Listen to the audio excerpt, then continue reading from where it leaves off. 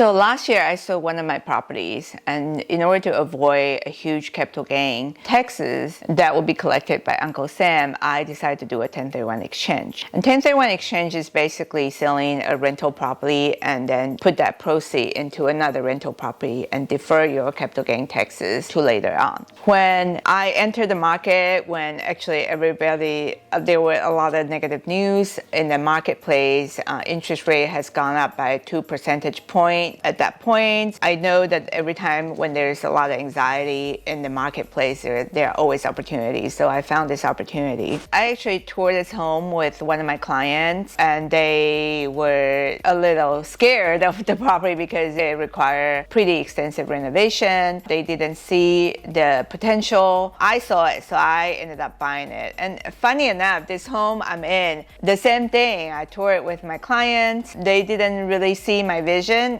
and I had a great vision for this home. So that actually happened to me twice. When I tour homes with my clients, I ended up buying the home that we toured. Let me talk a little bit about this home that I bought. So this is the property. I bought it for $700,000. It's a 2-bedroom, 2-bath, but it has 1,500 square feet. It's in the Hayward neighborhood. I would say it's an okay neighborhood. It's a working class neighborhood, but I like it because it has the square footage that I wanted, and it could be easily split into 2 rental units. And I look at the comps in this neighborhood at the time that I bought it for $700,000. A few houses down 2 blocks away just sold for $900,000, almost the same square footage and the same condition. So I thought, hey, I'm able to get it for under the market price. So this property is really a diamond in the rough. I know I could modernize it. I know I could increase the appreciation by modernizing it. And I know that this could give me 2 rental income on 2 separate units with an easy conversion. In addition to the layout of the home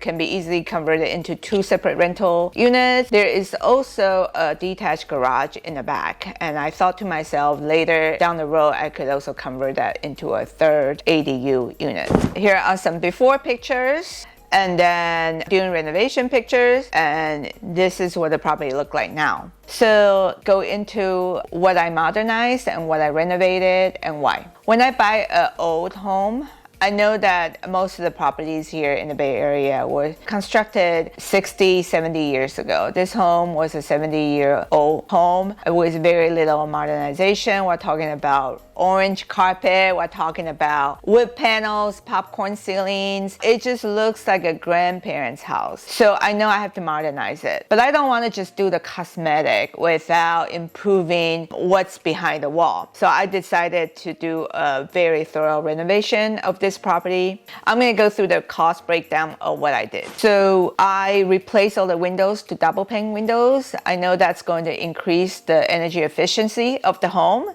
and save electricity bill in the long run. And that was $15,000 to replace all the windows and the sliding doors in this house. The next thing I did was I replaced the furnace. The furnace was the old unit, and I also added the AC unit. It could get kind of hot in Hayward. It's a little bit more inland from the coast, so AC is a must if I don't want to get any complaint from my tenants. So furnace and AC installation cost me $15,000. The next thing I did is I know that in order to have an AC, we need to up the electricity, up the panel, so there's enough supply of electricity for all the appliances. I spend money ripping out all the old electrical system and replace them with new wire while upgrading it to 220 amp. I also add a solar enable function in the solar panel in case I want to install solar down the road. And that is the most expensive aspect. That total electrical upgrade cost me $24,000. I updated the kitchen. I kept the original cabinets because they're still in good quality. I replaced the countertop to a quartz countertop. I installed new backsplash tiles. I replaced all the appliances to stainless steel appliances. So that cost about $25,000. I ripped out the ugly orange carpet in the rear portion of the house, and I replaced it with laminate flooring. And I also refinished the front of the house, which already comes with beautiful hardwood floor underneath the carpet. So after we rip out the carpet, we sand it down, we refinish it, give it a more modern grayish color stain, and that totally on flooring, it cost me $12,000.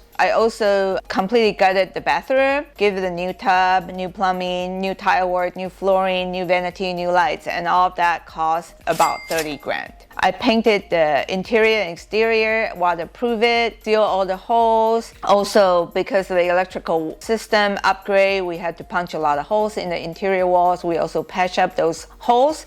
Altogether, the walls and the painting cost about $20,000. Since we were doing electrical upgrades, we also decided to update the plumbing. A portion of the home was still the galvanized pipes, which could get rusty and get old, and it already showed very bad sign of wear and tear. So we rebuilt the old plumbing and upgraded it to copper pipes. That cost about $12,000. And that also includes a new water heater, tankless water heater installation. So the total cost of all the upgrades, the interior upgrades, electrical, plumbing, everything, new kitchen, bathroom, it's a total cost of $150,000. So this is the total upgrade, and this is what our property look like now with furniture. And that's a separate cost, but this is what it look like now.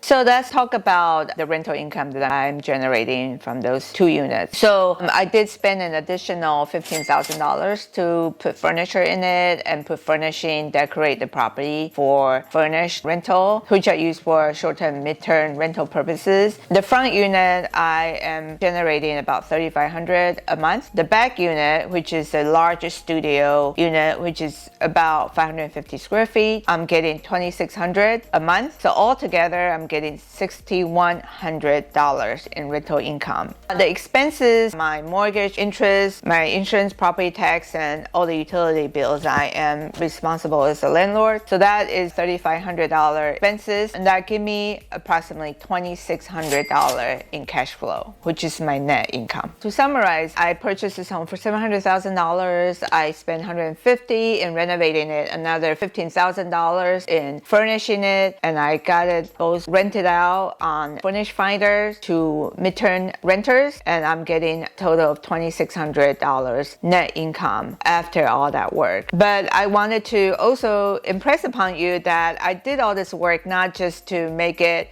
nice and modern and look good for my renters. I actually did all that renovation for long-term purposes. By the time I sell it, I could feature this home as a completely renovated home. That effectively increased the property value. This property alone, I'm getting the long-term appreciation while every month I'm getting the cash flow. So if you like this renovation video, please watch this video right here, and I will show you how I converted my current residence into a triplex where 2 of the units are being rented on Airbnb.